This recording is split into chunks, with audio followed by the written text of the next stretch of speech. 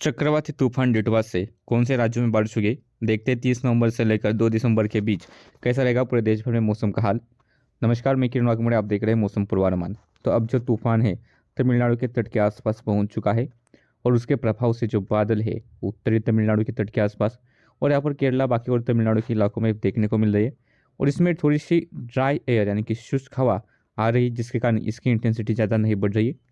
और यह जो तूफान है, अगर हम आगे अगले दिनों का अगर पूर्वानुमान देखते तो ये उत्तर दिशा में आगे बढ़ेगा, तमिलनाडु के तट के काफ़ी नज़दीक से ही जाएगा और चेन्नई के आसपास तक ये पहुंच सकता है जो चक्रवात तूफान 30 तारीख की रात को। और उसके बाद उसकी इंटेंसिटी कम होने का अनुमान है। और उसके प्रभाव से अगर हम देखें तो 30 तारीख को जो बारिश होगी वह तमिलनाडु के तट के आसपास, उत्तरी तमिलनाडु के आसपास यानी कि चेन्नई से लेकर कराईकल पुदुचेरी के आसपास के इलाकों में मूसलाधार बारिश की गतिविधि देखने को मिलेगी।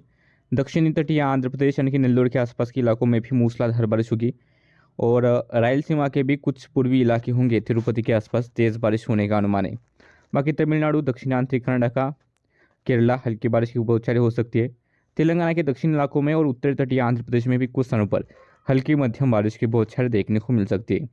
इसके विपरीत देश के उत्तरी इलाकों में राजस्थान, पंजाब, हरियाणा, यूपी के इलाके उत्तर पश्चिम दिशा से तेज़ हवाएं चलेंगी। मध्य प्रदेश के उत्तरी इलाकों में ये तेज़ हवाएं चलेंगी, तो यहाँ पर तापमान में गिरावट जारी रहेगी।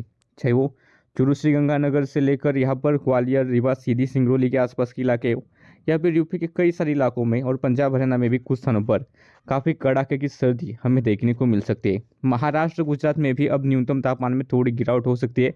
झारखंड और इसके अलावा बिहार की बात करें, पश्चिम बंगाल की बात करें, तो यहाँ पर भी थोड़ी बहुत ठंडी हवाएं चलेंगी।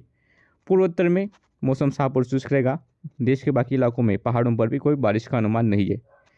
30 तारीख के बाद अगर हम 1 तारीख का पूर्वानुमान देखते हैं तो 1 तारीख को भी जो बारिश होगी तटीय आंध्र प्रदेश के दक्षिणी इलाकों में मूसलाधार बारिश का अनुमान है। उसके पास सटे रायलसीमा में मध्यम बारिश होगी। तमिलनाडु के बाकी इलाकों में हल्की मध्यम बौछारें हो सकती है।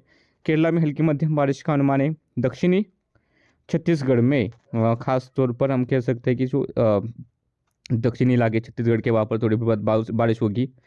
तटीय दक्षिण तटीय उड़ीसा में हल्की बारिश होगी। उत्तर तटीय आंध्र प्रदेश में हल्की मध्यम बारिश का अनुमान है। तेलंगाना में के पूर्वी इलाकों में थोड़ी बहुत बारिश हो सकती है।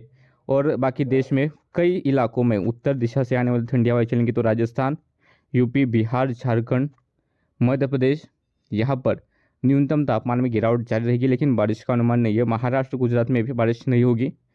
और पूर्वोत्तर के इलाके और पहाड़ी इलाके यहाँ पर भी मौसम साफ और शुष्क रहेगा। एक के बाद अगर हम 2 तारीख का पूर्वानुमान देखते तो 2 तारीख को वो सिस्टम वहीं पर ही रहेगा। तो दक्षिणी तटीय आंध्र प्रदेश, रायलसीमा और तमिलनाडु के इलाकों में मध्यम से तेज़ बारिश होगी। उत्तरांचल कर्नाटका, दक्षिणांतरी कर्नाटका, तटीय केरला के इलाके और तेलंगाना के कुछ स्थानों पर थोड़े बहुत बादल देखने को मिल सकते हैं। हल्की फुल्की बौछारें होगी, लेकिन ज़्यादा बारिश का अनुमान नहीं है।